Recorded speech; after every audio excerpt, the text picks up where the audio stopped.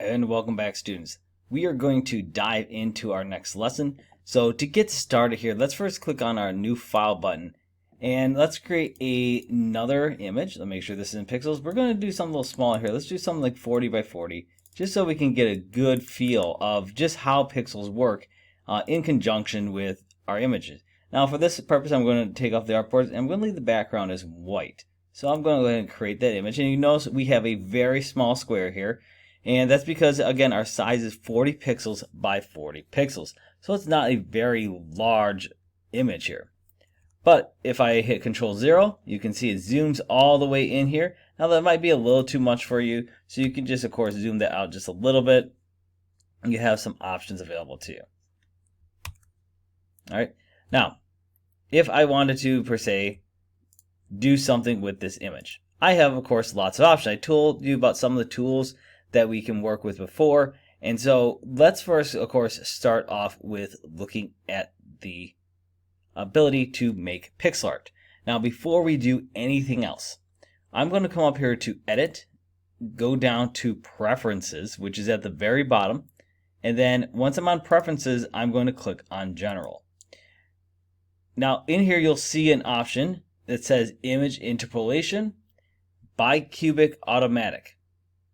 This is just simply one of the ways that Photoshop uses to scale or resize images. Now, because we're doing pixel art, we want to actually change that to be nearest neighbor. So that's going to preserve hard edges. Now, what does that mean, to preserve hard edges? That simply just means that when you reach the end of a pixel, that's the end of that color.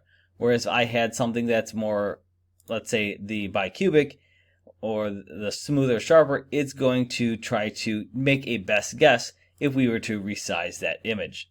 So we're just going to go ahead and leave that as nearest neighbor, click OK, and now we have our image ready to go. So what do we need to do next? Well, next, let's look at the tools here. All right, the first thing we want to talk about is the brush tool.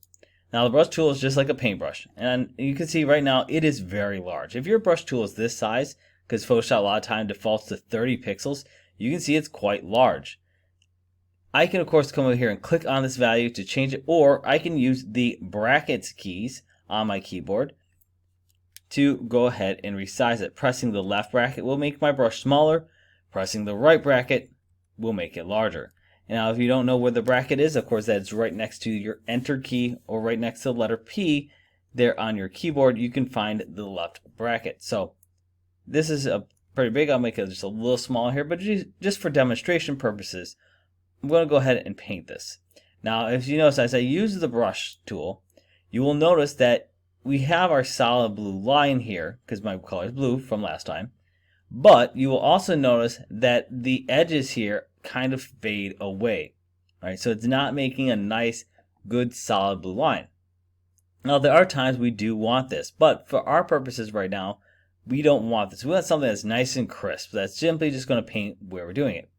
Now, rather than going to have to start this app all over, we can undo this. Now, we have the option to edit, and we can hit undo. But I do want to go ahead and just put one more thing in here, because I want to show you something that's a common thing that students run into when working with Photoshop. If I press Control Z, or I go edit undo, and I just press it again, you can see it comes into.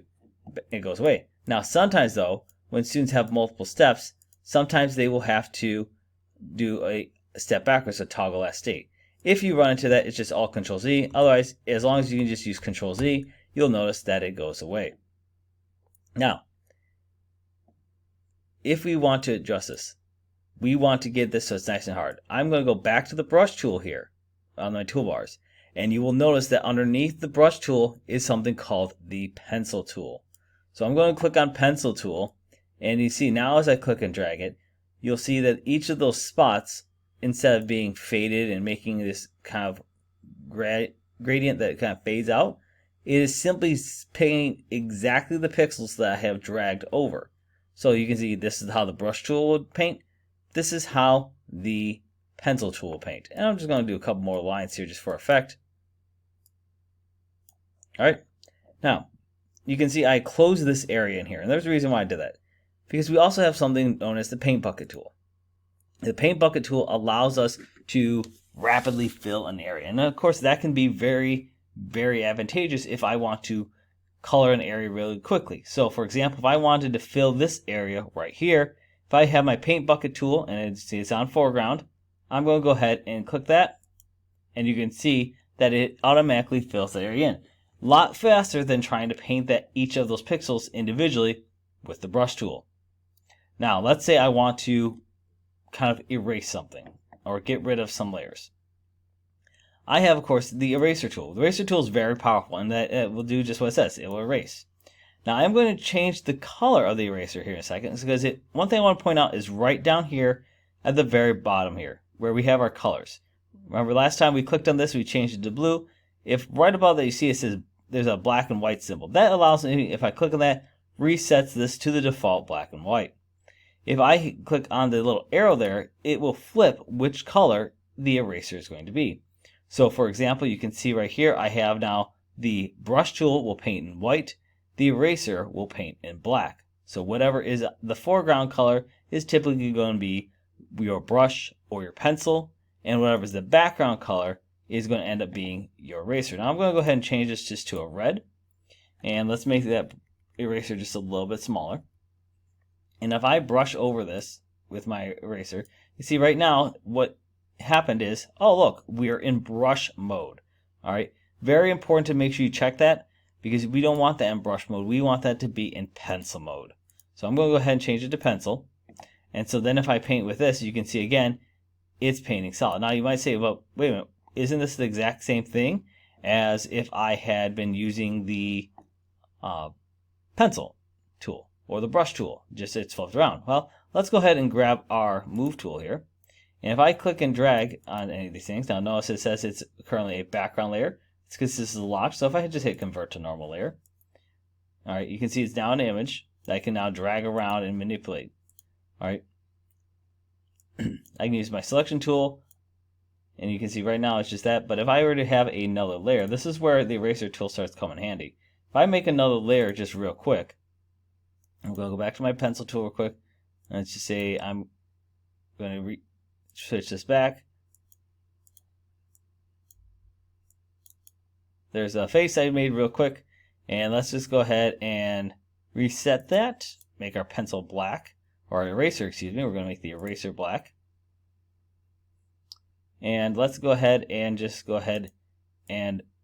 we notice that we're painting in here, nothing's happening.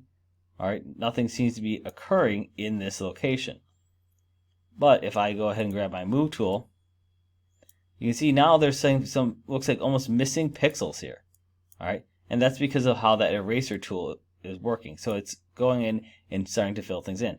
For most part, most time when you're using the eraser tool, it's going to be simply just to erase a pixel. So for example, if I go back to my layer here that had all these brush strokes, and I paint through with that pencil tool or the eraser tool, you can see it will now just erase those pixels. And because it's a layer now, it's going to fill that in with transparency. If I had gone and left this, let me just use Control Z and back this up all the way to where we had a single layer, and it was still locked as a background. If I had used the eraser tool here,